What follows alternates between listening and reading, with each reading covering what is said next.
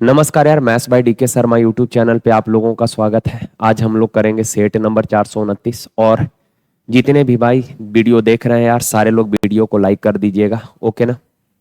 चलिए देखिए यार, कहा पिता और माँ के आयु का अनुपात 11। अच्छा सवाल है यार ये। कहा पिता और माँ के आयु का अनुपात 11:9 था जब उनके बेटे का जन्म हुआ था। कहा पिता और माँ के उम्र का अनुपात 19:16 होगा जब पुत्र की आयु अपने वर्तमान आयु से 2 गुनी हो जाएगी। पिता और माँ के वर्तमान आयु का अनुपात। देखिए यार, फादर और मदर के एज का रेशियो दिया है। मान लेते हैं यार बेटा का प्रेजेंट एज पी है, और जब बेटा का जन्म हुआ होगा, जन्म के समय बेटा का एज क्या होगा? 0। तो कहा कि बेटा का जब जन्म हुआ था उस समय माता और पिता के एज का रेशियो था 11:9। 11:9। आगे कहा जब बेटे अपने एज का 2 गुना हो जाएगा यानी 2p का हो जाएगा, उस समय पिता और माता के एज का रेशियो हो जाएगा 19:16। कोई दिक्कत नहीं। अब एक चीज आप बताइए, दो व्यक्ति के एज का रेशियो दिया है तो इनका अंतर तो सेम होना चाहिए। दो व्यक्ति के एज का डिफरेंस ऑलवेज सेम होता है, क्योंकि एक व्यक्ति का एज जितना बढ़ेगा या घटेगा, दूसरा का एज भी उतना ही बढ़ेगा या घटेगा सर्टेन टाइम में। तो यहां अंतर है सर 8 का, यहां अंतर है कितने का? 7 का। तो अंतर सेम नहीं है तो सेम बनाइए। सेम कैसे करेंगे सर? नीचे वाला के अंतर से ऊपर वाला में गुना, तो 19 और 16 का अंतर 3, 3 से ऊपर वाला में कर दीजिए। 3 से करेंगे तो 11 तिया 33 और 9 तिया 27। 11 और 9 का अंतर 2, 2 से नीचे वाला में गुना करिएगा तो 19 दूना 38, और उसके बाद 16 दूना 32। तो अब देखिए अंतर 5 का, यहां भी अंतर 5 का, अंतर सेम हो गया यानी बैलेंस कर लिए। अब कहा क्या कि वर्तमान में माता और पिता के आयु का रेशियो परसेंटेज। अच्छा, बेटे के जन्म के समय पिता का एज मालूम है, और बेटा जब अपने एज का 2 गुना हो जाएगा उस समय पिता का एज मालूम है। तो पिता का परसेंटेज कितना? दोनों को जोड़कर यानी कि दोनों एज का, दोनों समय की एज का जो एवरेज आएगा वही तो पिता का परसेंटेज हो गया। तो दोनों समय के एज का एवरेज निकालना है तो 33 38 दोनों को जोड़िएगा तो 71 बाई 2। माता का परसेंटेज कितना? दोनों समय के एज का एवरेज निकाल लीजिए, 27 और 32, 59/2। रेशियो है 2 से 2 कट जाएगा, यानी कि परजेंट में पिता और माता के एज का रेशियो कितना? 71:59। देखिए इसको सॉल्व करना यार, ऐसे नंबर का वर्गमूल निकालना तो आप जानते हैं। 7 + 2 √12 है, तो रूट के पीछे में 2 चाहिए। क्यों? क्योंकि सर 2ab चाहे a - b का होल स्क्वायर करिए या a + b का होल स्क्वायर करिए, 2ab तो आएगा ही, यानी कि 2 चाहिए यहाँ पे 2। अब यहाँ पे 2 है तो ऐसा 2 नंबर देखिए जिसको गुना करने पर 12 और जोड़ने पर 7 हो। तो चूंकि 2ab चाहिए तो 4 तिया 12 हो जाएगा, यानी कि 4 और 3 दोनों पर रूट लगा के प्लस है तो प्लस। ये चीज तो जानते हैं। सेम वही चीज यहाँ पे करना है। आप बताइए 4 है तो 4 होता है क्या? 2 होना चाहिए ना, तो 2 इसको लिख सकते हैं 2 × 2। अब बाहर में चाहिए 9, 9 लिख लिए। बाहर में 2 चाहिए तो 2, और सर 1 2 अंदर ले जाएंगे तो 2 का स्क्वायर 4, 4 5 क्या हो जाएगा? 20। और बट्टा में जड़ा बताना 18, 9 दूना 18, वर्गमूल निकालेंगे 18 का तो 9 दूना यानी कि 3 रूट है 2। अब ऊपर वाला 5 चौक 20, अब 5 4 9, तो √5 और √4 हो जाएगा। अब माइनस है तो माइनस, तो √5, 4 का वर्गमूल 2 और बट्टा में 3 √2 हो गया। अब इरेशनल फॉर्म है नीचे, तो √2 से ऊपर नीचे गुना कर लेते हैं, तो ऊपर हो जाएगा 5 √5 गुना √2 √10, अब -2 √2। अब बट्टा में मेरे प्यारे भाई कितना? √2 गुना √2 2, 3 दूना 6। अब बराबर में कितना है? √a + b √c, और बट्टा में कितना हो जाएगा? 6। 6 से 6 हो ही गया, दोनों साइड कंपेयर करेंगे, यहां भी बट्टा में 6 यहां भी बट्टा में 6। अब यहां दाएं साइड देखें तो √a है, यहां √10 है, तो a बराबर 10 हो गया। सर यहाँ रूट के अंदर c है, यहाँ रूट के अंदर 2 है, तो c का वैल्यू कितना हो गया? 10। अच्छा, √c का कॉफिशिएंट b है, यहाँ √2 का कॉफिशिएंट -2 है, तो b का वैल्यू कितना हो जाएगा? -2। a + b + c पूछा, जब इन तीनों को ऐड करेंगे माइनस प्लस कट जाएगा, कितना बच जाएगा? 10। अरे भाई a + b + c है यार, तो a 10, b है -2 और c है 2, तो कट जाएगा 10 है ना, बचेगा। देखिए कहा ए और बी एक निश्चित काम को 6 घंटे में, ए और बी अगर करे तो काम 6 घंटे में कर देगा, ए बी एंड सी 4 घंटे में। ए बी एंड सी तीनों मिलकर करे तो 4 घंटे में, टोटल 12, 6 दूना 12, 4 तिया 12। सवाल का सी अकेले कितने समय में, सी कितने समय में आप बताइए। ए और बी 1 घंटा में 2 काम, तीनों 3 कर रहा है तो सी 1 काम कर रहा होगा। सी पूरा काम कै घंटा में, 1 घंटा में, एक तो 12 काम कै घंटा में, 12 घंटा में। देखिए जरा साइन 4 ये समझ पा रहे हैं ना आप लोग, समझ ही रहे होंगे। का sine 4 theta plus cos 4 theta का साइन के रूप में लिखना है, यानी कि सबको साइन में अरेंज कर लीजिए। साइन तो ऑलरेडी है, ये कॉस को साइन में अरेंज करिए। तो आप बताना कॉस 4 थीटा को क्या लिख सकते हैं, कॉस स्क्वायर थीटा का होल स्क्वायर। Yes sir. और कॉस स्क्वायर थीटा बराबर होता है 1 minus sine square theta power में 2। और a माइनस बी का स्क्वायर है सर, a माइनस बी का स्क्वायर क्या होता है, a square plus B square. Sine square theta का स्क्वायर करेंगे तो sine 4 theta, a square plus B square minus 2 A B यानी कि साइन स्क्वायर थीटा इंटू 1, इतना ही। और ये तो ऑलरेडी है ही साइन 4 थीटा। आप बताना साइन 4 प्लस साइन 4 क्या हो जाएगा, 2 साइन 4 माइनस 2 साइन स्क्वायर और प्लस का 1। तो कौन सा है, प्लस 1 है ना, प्लस 1 कहाँ, ये ऑप्शन डी। देखिए का एक व्यापारी के पास वजन तराजू है जो 1 केजी के लिए 1300 ग्राम दिखाता है। 1 केजी के जगह 1300 ग्राम दिखा रहा है, यानी कि सामान दे रहा है 1300 और पैसा ले रहा है, सॉरी सामान दे रहा है 1000 ग्राम और पैसा ले रहा है कितने का, 1300 ग्राम। 300 ग्राम ज्यादा ना दिखा रहा है। आपसे कहा कि भैया 1300 ग्राम सामान दीजिए, तो आप उसको दिए एक्चुअल में 1000 ग्राम, लेकिन वो दिखा रहा है 1300 ग्राम, यानी कि आपके घर से गया 1000 ग्राम, लेकिन आपने पैसे ले लिए कितने ग्राम का, 1300 ग्राम। तो जो आपके घर से गया वो आपका लागत है, कॉस्ट है, और जो कमाए वो आपका सेलिंग प्राइस, विक्रय मूल्य है। तो कहा यार क्रय मूल्य और विक्रय मूल्य का सक्सेसिव होता है यार, तो आसान है ऐसे करेंगे। तो 1000 ग्राम दिया है पर कमा लिया उसका कितना, 1300। का क्रय मूल्य भी 15% बढ़ाकर अंकित कर दिया, बढ़ाकर अंकित किया तो वो तो लाभ ही होगा ना। तो 15% लाभ हुआ, यानी 100 है तो 115 में। सर अब यहाँ पे काट देते हैं, 2 जीरो से 2 जीरो कैंसिल, 5 से काटिएगा 20 बार, 5 से काटिए 23 बार, तो 20 गुना 10 200। सर 13 तिया 39, हाथ में रहा 3, 13 दूना 26 है 3 29। आप बताइए 200 का चीज 299 में बेचा, यानी 99 का प्रॉफिट हुआ है कितना पर, 200 पर। परसेंट 100 से गुना, 2 जीरो से 2 जीरो, 2 से काटिएगा 2 चौकाट 2 9 18, 2 पचे 10, 49.5%। Option B. क्लियर है बात, समझ गए। देखिए यार का वह निकटतम संख्या जो 87,501 से बड़ी है और 765 से पूर्णतः विभाजित भी है। तो यार देखें बना ही लेते हैं, ठीक है ना, नहीं तो ऑप्शन से करेंगे तो और टाइम लग जाएगा। अगर मान लीजिए ए बी आप चेक करते हैं तो फिर थोड़ा दिक्कत हो जाएगा ना। तो देखिए 87 ऐसे ही आसान है, 87,501 765 से डिवाइड करना है। सर 765 से डिवाइड करिएगा एक बार, 765 0 1 और यहाँ 1। क्लियर है बात। अब 0 उतरेगा, एक बार और लगेगा, 765 5 4 3 3, फिर उतरा 1, 4 बार, 4 पचे 20, 2 4 6 24 है 2 26, साथ में 2 4 7 28 है 2 30, रिमाइंडर बच गया 1 9 291। अब देखिए यार जो शेष बचा है ना, इस शेष को नंबर में से घटाएंगे, जो परिणाम आएगा वो परिणाम 765 से कटेगा। लेकिन सवाल में कहा कि सर इससे बड़ा नंबर होना चाहिए, तो 2 तरीका होता है।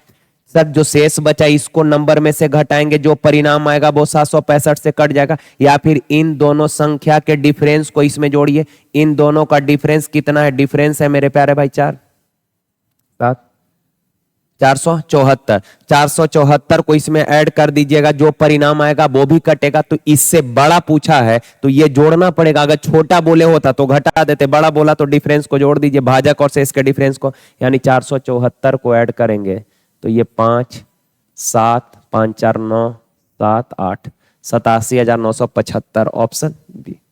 क्लियर है बात। चलिए देखिए तो कहा एक कार बिंदु ए से बिंदु बी की ओर 20 के चाल से चलना शुरू करती है। 1.5 घंटे बाद दूसरी कार बिंदु ए से शुरू होती है और 30 के चाल से चलते हुए पहली कार से 2.5 घंटा पहले, यहां पे मिसिंग है यार, 2.5 घंटा पहले पहुंच जाती है। तो का ए और बी के बीच का दूरी। देखें यार, जब भी दो सिस्टम का स्पीड दिया हो और उनके बीच या उनके टाइम का अगर डिफरेंस दिया हो तो स्पीड डिस्टेंस निकालते कैसे हैं, s1 इंटू s2, यानी स्पीड का गुणनफल बट्टा s1 minus s2 into difference of time. ठीक है ना, यस। तो कहा कि सर ए से का एक कार ए से बिंदु बी की और 20 के चाल से चलता है, का 1.5 घंटे बाद दूसरा कार ए से शुरू होता है और 30 के चाल से चलते हुए पहली कार से 2.5 घंटा पहले पहुंच जाती है, तो दूरी। अच्छा एक बात बताइए, का दूसरा कार जो है 1.5 घंटा बाद चली और 2.5 घंटा पहले ही पहुंच गई है, यानी कि दोनों के जो टाइम का डिफरेंस है, 1.5 घंटा पहले चली तो 1.5 घंटा इधर सेव कर ली, 2.5 घंटा पहले पहुंच गई तो 2.5 घंटा उधर बचत कर ली, तो टोटल कितने समय बचत कर ली, 4 घंटे का। यानी दोनों के जो समय का अंतर है, दोनों के जो समय का अंतर है वो कितने घंटा का है, 4 घंटा का। तो डिस्टेंस बराबर होगा s1 इंटू s2, 30 गुना 20, अब बट्टा 30 माइनस 20 कितना 10, इंटू डिफरेंस ऑफ टाइम, 2.5 घंटा पहले और 1.5 घंटा बाद चली है, तो अंतर कितने घंटे का, 4 घंटा का। 0, 30 दूना 60, 60 चौक 240। मच्छर चला गया यार, अभी सावन था यार। देखिए, कहा एक निश्चित बिल पर 25% की छूट और 15 और 10% के दो क्रमिक छूट। कहा 25% का सिंगल छूट मिला है और 15 तथा 10% का दो क्रमिक छूट मिला है। कहा इन डिस्काउंटों के बीच का अंतर 25 है, तो बिल का राशि यानी अंकित मूल्य बताना है। अच्छा आप बताइए, 15 और 10%, दो लगातार छूट के समतुल्य एकमात्र छूट कितना होगा, तो 15 प्लस 10 माइनस 15 गुना 10 अब बट्टा 100, 0 से 0, 15 10 25 में से 15 बट्टा 10 यानी 1.5 घट जाएगा, तो बचेगा 23.5%। ठीक है। अच्छा यहां डिस्काउंट है 25 का, यह 23.5 का, तो अंतर कितने का है मेरे प्यारे भाई, अंतर है 1.5% का, लेकिन एक्चुअल में अंतर है क्या रुपए का, 25 रुपए का। सवाल का बिल की राशि यानी 100% बताइए, तो 25 बट्टा 1.5 अगुना 100। अच्छा डेसिमल हटाएंगे, एक जीरो और आ जाएगा, 5 तिया 15, 5 पचे 25। अब ये हो गया 5000 बट्टा 3, तो 3 एक कम 3 हो जाएगा। ठीक है, 2 जीरो यानी 3 छक 18, 166 आते जाएगा 16, एक ही ऑप्शन में है, ऑप्शन डी। ठीक है, पूरा सॉल्व भी नहीं करना, इतना ही से अपना हो जाएगा कम। देखिए कहा 5000 को दो भागों में इस प्रकार विभाजित किया जाता है कि यदि एक भाग को 4% के दर से और दूसरे भाग को 5% के दर से निवेश किया जाता है, तो दोनों राशियों से प्राप्त कुल ब्याज 223 है। एलिगेशन लगा लेते हैं क्या, का पहला भाग जो है 4% के दर से निवेश किया, दूसरा भाग को 5% के दर से निवेश किया, और दोनों को मिलाकर जो ओवरऑल ब्याज मिला है वार्षिक यानी एक साल में 223 का मिला है। तो परसेंट में कितने का, तो यार 223 का ब्याज मिला है कितना पर, तो सर 5000 पर।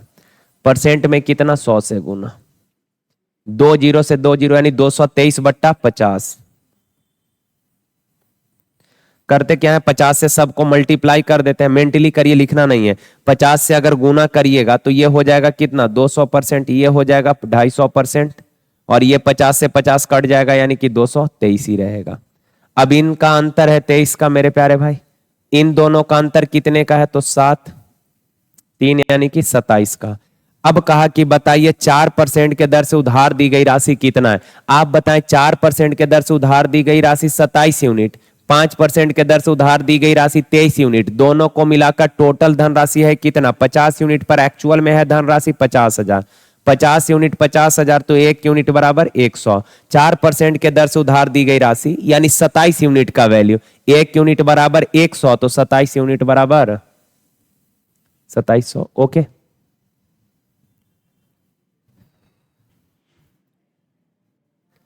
देखिए कहा रुचि, खुशी और तेजू एक काम को 30, 40, 60 दिन में कर देंगे। कहा रुचि करेगी तो 30 दिन, खुशी करे तो 40 दिन और तेजू करे तो 60 दिन। सर टोटल वर्क कितना हो जाएगा, एलसीएम 120, 30 चौक 40 तिया 60 दूना। क्लियर है, ये सब में तो दिक्कत नहीं है। अब आगे सवाल कहा है यार कि खुशी और तेजू दोनों हर तीसरे दिन रुचि की सहायता करे तो रुचि कितने दिन में काम पूरा कर सकती है। अच्छा ये सारे लोग मिलकर रुचि की सहायता हर तीसरे दिन करते हैं, ये दोनों लोग मिलकर रुचि की सहायता हर तीसरे दिन करते हैं, यानी पहला दिन तो रुचि अकेले काम करेगी, दूसरा दिन भी अकेले करेगी, और जैसे ही तीसरा दिन आई इसको हेल्प करने खुशी और तेजू आ गए। फिर रुचि अकेले, फिर रुचि अकेले, फिर तीसरा दिन रुचि को मदद करने खुशी और तेजू आ जाएंगे। तो आप देख पा रहे हैं कि हर 3 दिन पर सर ये साइकिल रिपीट करेगा, हर 3 दिन पर साइकिल क्या करेगा, रिपीट करेगा। तो आप बताइए, पहला दिन रुचि आई है 4 काम, दूसरा दिन भी 4 काम, तीसरा दिन तीनों मिलकर 9 काम। तो 4 4 8 9 क्या काम हो गया सर, 17 काम हो गया। कितने दिन में सर, तो आप बोलेंगे 3 दिन में। अब करना है कितना, 120 काम। तो 17 का ऐसा मल्टीपल देखिए जो 120 के करीब हो, ज्यादा में नहीं कम में। तो आप बोलेंगे 17 सते 119 होता है सर, तो 17 सते 119, तो 119 काम करने में 7 गुना, तो इधर सतिया 21 दिन 7 गुना करना पड़ेगा। अब 120 काम है जिसमें से यार 119 काम हो गया, तो बचा हुआ काम कितना है, तो आप बोलेंगे सर 1 काम बच रहा है। अब इस 1 काम को करने के लिए पहला दिन कौन आएगी, तो आप बोलेंगे सर रुचि आएगी, और रुचि 4 काम करती है 1 दिन में, तो बचा हुआ है 1 काम, तो 1 काम क्या दिन में, 1/4 दिन। तो बताइए टोटल कितना समय लगेगा, 21.1/4 यानी 21 चौक 84 और 1 85/4 दिन। क्लियर है बात। देखिए, का राम के पास जितना धन था उसका 12.5% खो गया। भाई 12.5% का फ्रैक्शन होता है 1/8, ठीक है। का शेष धन का 75% खर्च करने के बाद उसके पास 630 रुपए शेष बचे। तो राम के पास शुरू में कितना पैसा था। अच्छा सुनिए ना, 12.5% यानी 1/8 खो गया, यानी कि टोटल 8 था उसमें से 1 खो गया, तो शेष बचा है कितना, 7/8।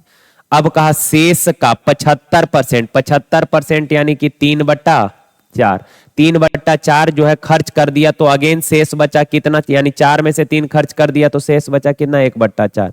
अब फाइनली शेष बचा है कितना, 630। टोटल पूछा है 1 यूनिट का, 7 नमा 63, तो 1 बराबर कितना, 8 चौक 32, 0, 9 दूना 18, 27 और 1 28, 2880।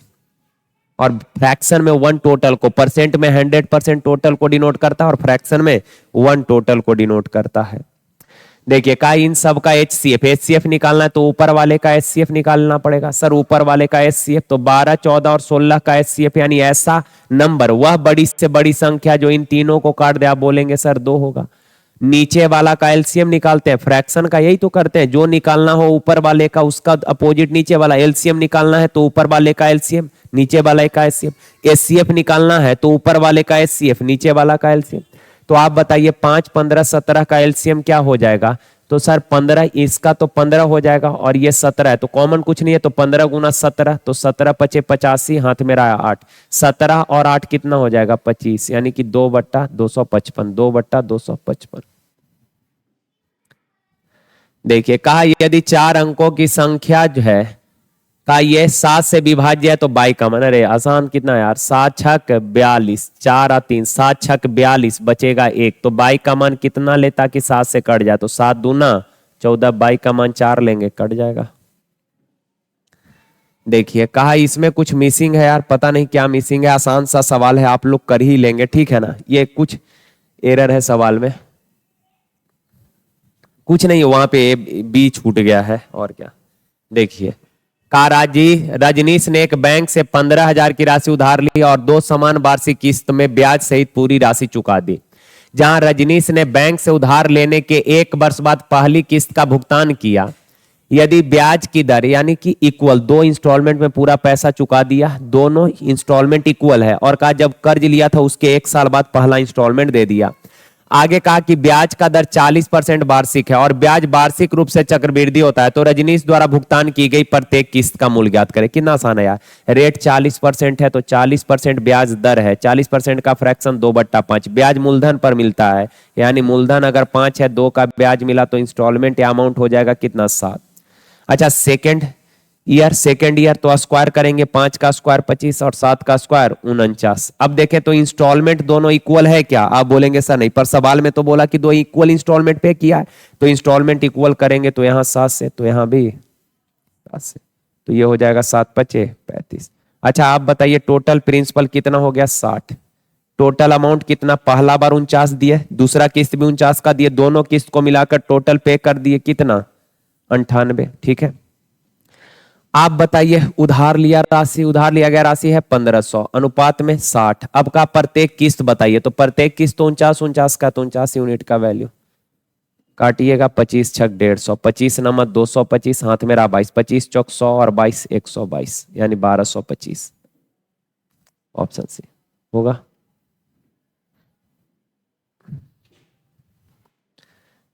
देखिए, तो कहा एक क्लियरेंस सेल में एक दुकानदार 45% छूट देता है। यदि किसी ग्राहक ने सेल के दौरान 330 में एक शर्ट खरीदी, तो उसे शर्ट का अंकित मूल्य, यार छूट के बाद 345% डिस्काउंट दिया, यानी दिया होगा कितना परसेंट में, 55% में, लेकिन एक्चुअल में दिया 300। छूट के बाद मूल्य है 330 रुपए, डिस्काउंट 45% डिस्काउंट दिया, यानी 55% में दिया, लेकिन एक्चुअल में दिया क्या रुपया में, 330 रुपया में, यानी 55% 330 है। तो कहा अंकित मूल्य बताइए, यानी 100% का वैल्यू बताइए। तो 330 बट्टा 55 और गुना 100, 11 25 और 11, या 55 से डायरेक्ट काट देते ना यार 6 बार, 55 छक 330 यानी 600, ऑप्शन बी। ठीक है।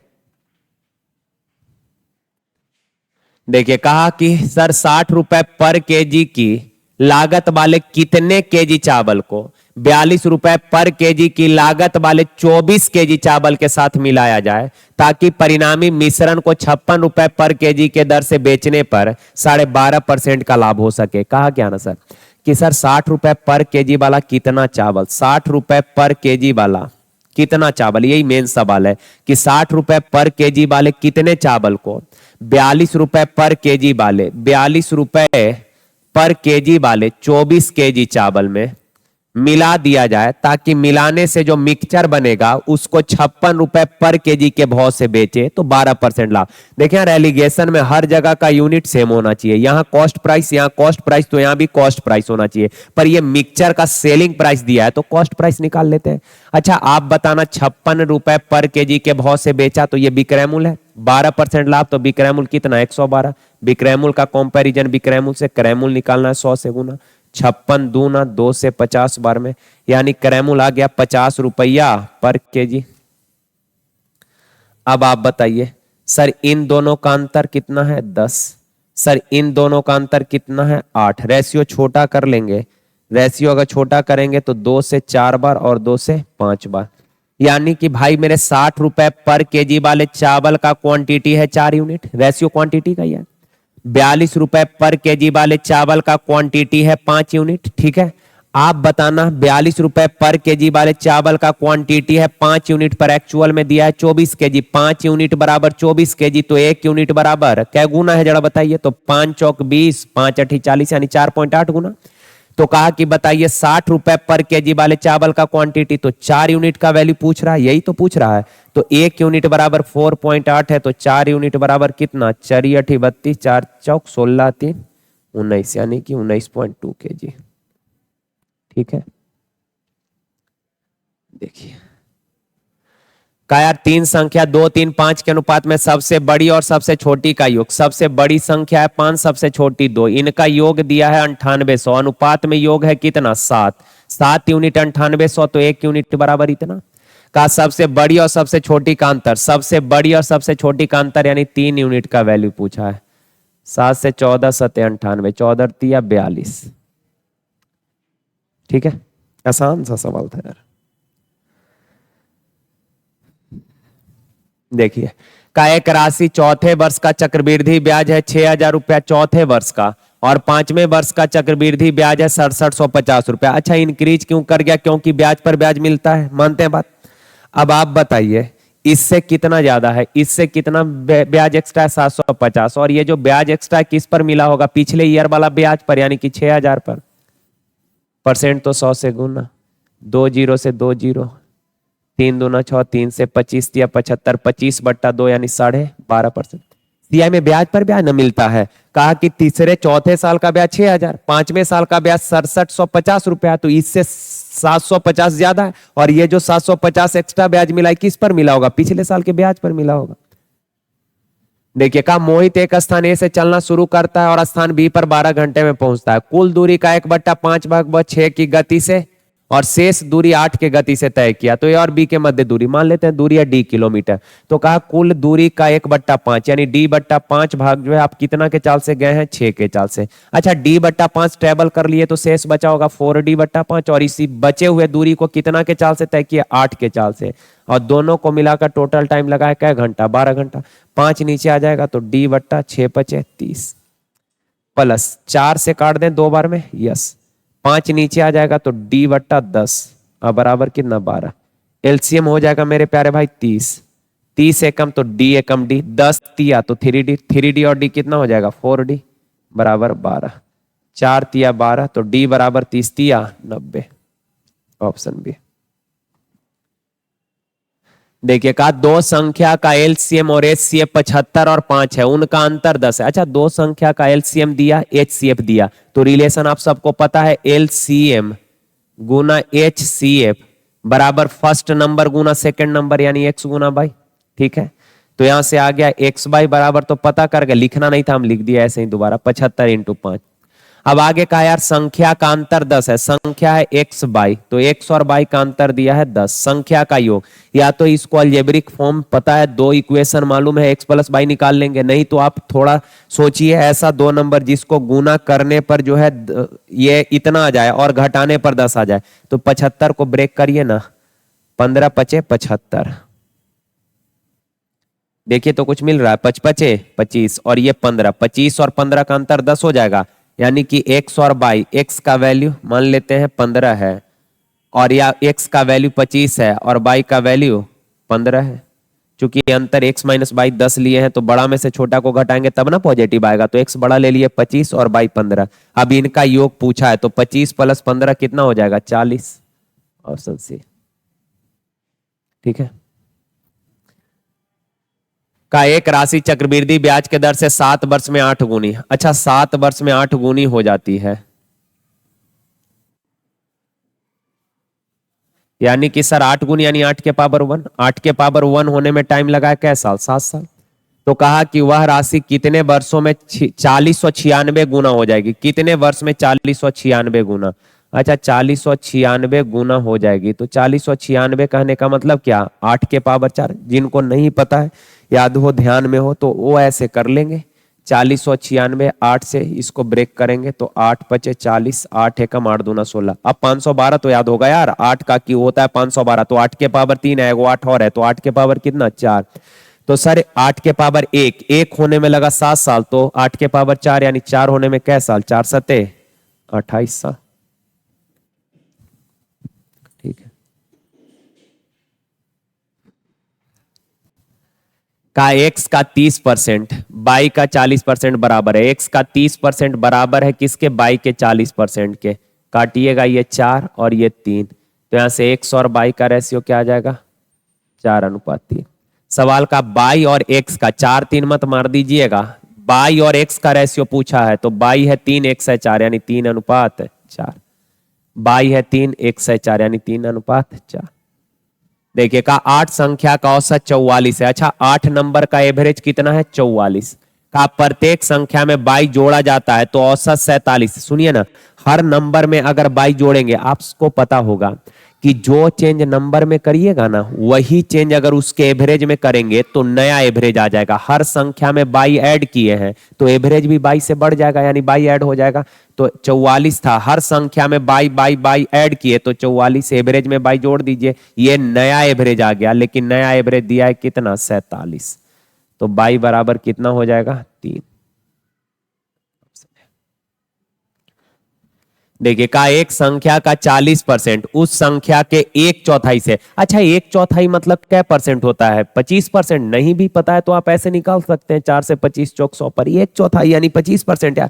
कहा कि संख्या का 40% संख्या के 1/4 यानी 25% से 105 ज्यादा, आप बताना 40% 25% से कितना ज्यादा है, तो 15% ज्यादा है, लेकिन एक्चुअल में कितना ज्यादा बोला है 105।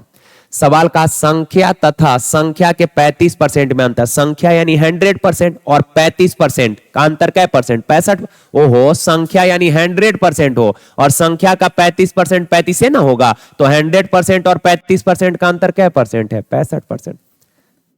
अच्छा 15 सतह 75 से 105, 65% का वैल्यू तो 65 से गुना, 7 पचे 35, 42 सा 3 45, 455।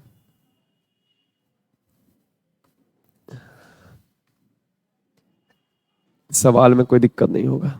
देखिए, का एक दुकानदार को दो वस्तु बेचना है, का जिनमें से मतलब बेच दिया है, का जिनमें से एक को 10% लाभ पर 1100 में बेचा। अच्छा 10% लाभ पर बेचा 1100 में, 1100 में बेचा 10% लाभ, यानी विक्रय मूल्य कितना होगा 110%। क्रय मूल्य निकालना है तो 100 से गुना कर देते हैं, काट दीजिएगा तो 10 बार में यानी 1000 ये क्रय मूल्य आ गया पहला का। पहला को बेचा है कितना में 1100 में, पहला का क्रय मूल्य कितना है 1000 का। दूसरा को 10% हानि पर 900 में बेच दिया, दूसरा को 900 में बेच दिए हैं, 10% हानि हुआ है यानी विक्रय मूल्य क्या परसेंट होगा 90। क्रय मूल्य निकालना है 100 से गुना, 9 से काटिएगा 10 बार, 10 गुना 100 1000 हो जाएगा। ये क्या आ गया तो ये दूसरा का क्रय मूल्य आ गया।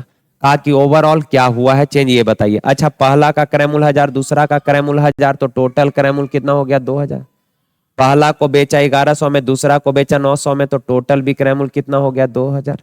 तो सर खरीदा 2000 में, बेचा 2000 में, तो क्या चेंज आया, तो आप बोलेंगे सर नो प्रॉफिट।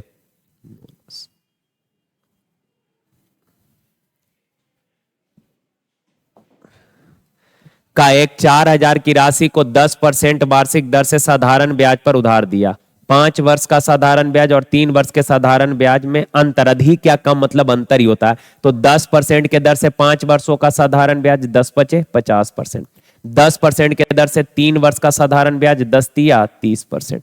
अब सर इनका अंतर कै परसेंट है 20% का, तो 20% का अंतर कितना पर 4000 पर मूलधन का, तो 4000 का 20%, परसेंट से 2 जीरो कैंसिल, 4 दूना 8 यानी 800। ठीक है, ऐसा ही होता है रेट इनटू टाइम। देखिए ये बहुत अच्छा सवाल है यार, बहुत अच्छा। डिजिट को जोड़ने वाला इससे बेहतर कोई सवाल हो ही नहीं सकता है, मतलब हो सकता है, मतलब ये बहुत अच्छा सवाल है। इसमें बस थोड़ा सा एरर है कि a प्लस बी प्लस सी अब प्लस डी है, छूट गया थोड़ा सा, मतलब इसको मिटा ही दूंगा आज या उसके बाद लिखेंगे बेटा ऐसे। अब इस पर लिखूंगा मैं, क्या लिखूंगा, तो a plus B plus C plus D plus E अब प्लस एफ। Okay yes. अब जरा देखिए, का ए बी सी और डी ई एफ दोनों 3 अंकों की संख्याएं इस प्रकार है कि ए बी सी डी ई और एफ अलग गैर शून्य अंक इस प्रकार है कि का A B C plus D E F बराबर कितना है 1 1 1। ठीक है। अच्छा A B C D E F जो है का अंक इस प्रकार है कि इनमें से कोई भी शून्य नहीं है, यानी कि सर इनमें से प्रत्येक नंबर जो होगा वो होगा 1 से लेकर 9 तक ही कोई ना कोई अंक होगा, है ना। 1 से लेकर, चूंकि कोई जीरो है नहीं तो सारा डिजिट जो होगा A B C D E F इनमें से कोई ना कोई एक होगा। ठीक है। अब आप बताना सर यहाँ पे सी और एफ को जोड़ने पर 1 आना चाहिए, इकाई अंक 1 आना चाहिए, तो सी और एफ को जोड़ने पर 1 आना चाहिए। तो सर एक तो केस ये है कि सर 1 आए तभी इकाई अंक 1 होगा, या तो 11 दोनों को जोड़ने पर आए तो 1 आएगा, या तो 21 आए तो 1 आएगा। आप बोलेंगे सर 21 तो कभी आ ही नहीं सकता, चूंकि 1 से लेकर 9 तक ही डिजिट लेना है। तो अगर मैक्सिमम 9 लेंगे, सी भी मैक्सिमम रखेंगे, एफ भी मैक्सिमम रखेंगे, तो 9 प्लस 9 18 ही होगा। तो सर 21 कैसे आ सकता है, तो 21 तो कोई केस बनता ही नहीं है 21 आने का, तो 21 खत्म। अच्छा सर 1 कैसे आएगा, तो 1 के लिए या तो सी जीरो या तो एफ जीरो लेंगे तब ना, 0 + 1 0 आएगा। तो सर यहां तो सी एफ या ए बी सी डी में से कोई भी जीरो नहीं है, तो यहां 1 का भी सीन नहीं बन रहा, यानी 11 बनेगा। आप चाहे तो डिजिट रख रख के बना ले, वैसे कुछ लोगों को आसान लगेगा, डिजिट रख लेंगे 7 4 ले लेंगे, इसको फिर 10 बनाना पड़ेगा तो 8 2 ले लेंगे, वैसे भी करेंगे आसानी रहेगा। पर ऐसे हम बताते हैं, देखिए सर इन दोनों को जोड़ने पर क्या आना चाहिए, सर 11 आना चाहिए। 11 आएगा, दोनों को 11 हो सकता है ये 4 ये 7 हो ये 8 हो, तो ये तीनों कुछ भी हो, तो उसमें मत जाइए, आप इन दोनों को जोड़ने पर कितना आना चाहिए 11, तब 11 का एक रख दिए। इन दोनों को जोड़ने पर क्या आना चाहिए 11, तो 11 का रख लिए कितना एक, हाथ में रहा एक जो यहां जाएगा। सी प्लस एफ कितना होगा 11, सी प्लस एफ 11, इनका योग 11 होगा।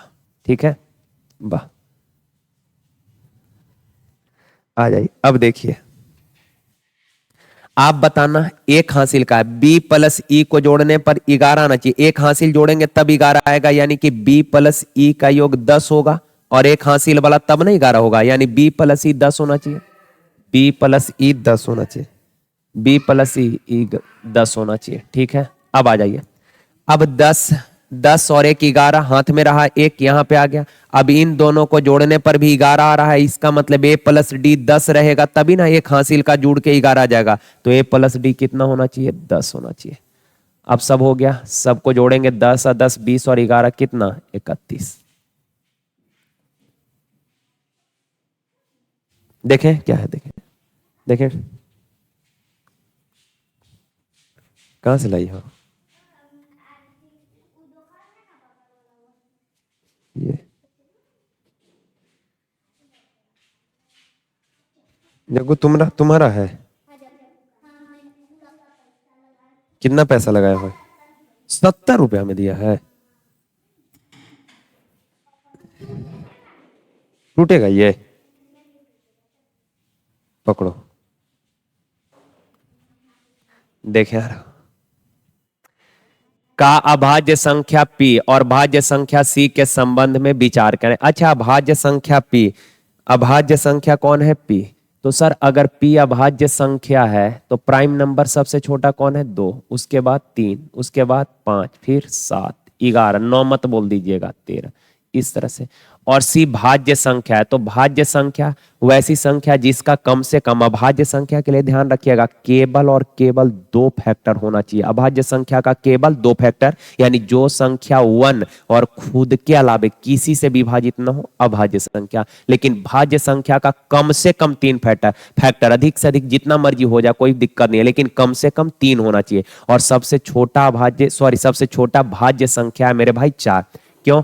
क्योंकि सर एक का तो केवल एक ही फैक्टर है, तो एक ना तो भाज्य है ना ही अभाज्य है। 2 1 से और 2 से, इसका 2 फैक्टर यानी कि अभाज्य है। 3 1 और 3 से, ये भी अभाज्य। 4 1 2 और 4, यानी इसके 3 फैक्टर हैं, तो यहां ये सबसे छोटा भाज्य संख्या है 4। सबसे छोटा भाज्य संख्या कौन है 4, सबसे छोटा भाज्य संख्या 4। देखिए तो 4 फिर 6 8 10 9 नहीं लिखे हो, अरे यार मक्खी, 8 9 10 12, इस तरह से।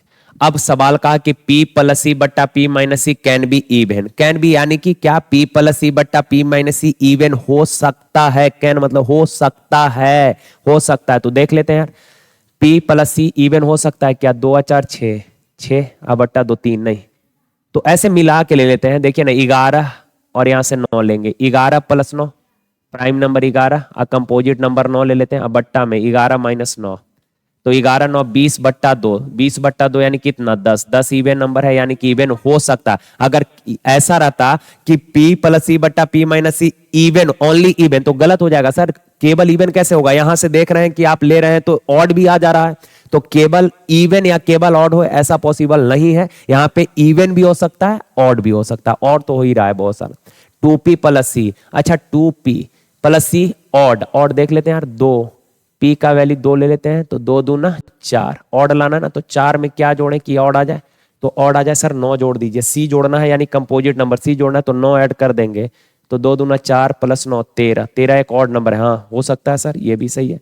अच्छा P C can be odd, P गुना सी ऑड है क्या, P गुना सी ऑड होगा क्या, देखिए तो P गुना सी ऑड, P गुना सी ऑड, तो 3 नंबर 27, हाँ हो सकता है, प्राइम नंबर है 3 और कंपोजिट नंबर है 9, मल्टीप्लाई करेंगे तो 27 ऑड आ जाएगा, यानी कि ये भी सही है। तो तीनों स्टेटमेंट सही है, तीनों सही है, यानी 1 2 एंड 3, 1 2 एंड 3 होगा। लास्ट सवाल है यार, कहां जा रहे हो, बैठो ना,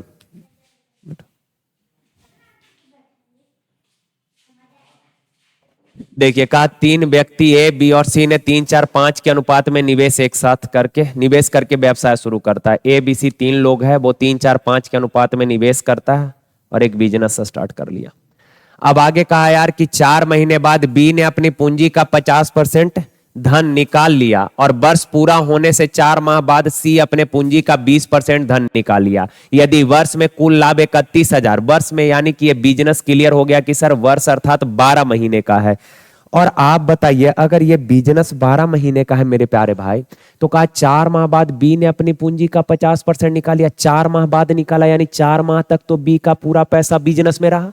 तो बी का पूरा पैसा पहले 4 महीने तक बिजनेस में रहा, उसके बाद अपने पूंजी का 50% यानी आधा, 4 रुपया था, आधा यानी 2 रुपया निकाल लिया तो बचा क्या रुपया, 2 रुपया, जो अगले क्या माह तक रहेगा, 8 माह तक। क्लियर बात। आगे बढ़िए। कहा कि वर्ष पूरा होने से 4 महीने पहले सी ने अपने पूंजी का 20% निकाल लिया। वर्ष पूरा होने से 4 माह पहले, 12 महीने का बिजनेस है, 4 माह पहले यानी कि 8 महीने बाद, वर्ष पूरा होने से 4 माह पहले यानी कि 8 शुरू से 8 महीने बाद सी जो है 20% निकाल लिया। 8 महीने बाद निकाला यानी 8 महीने तक तो सी का पूरा पैसा रहा, उसके बाद 20%, तो 5 रुपया था, 5 का 20% यानी 1/5 अर्थात क्या रुपया, 1 रुपया निकाल लिया ना। हाँ, तो बचा क्या रुपया, 4, जो अगले क्या माह तक रहेगा, 4 माह तक।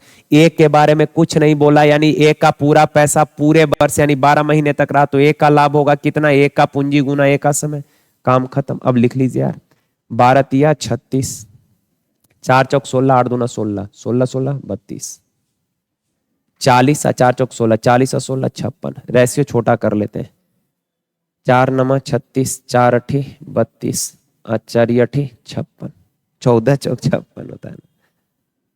तो आप बताइए तीनों को मिलाकर टोटल लाभ कितना है, तो 9 और 8 17, 17 प्लस 14 31, लेकिन एक्चुअल में है कितना, 31,000। तो 1 यूनिट बराबर इतना हो जाएगा।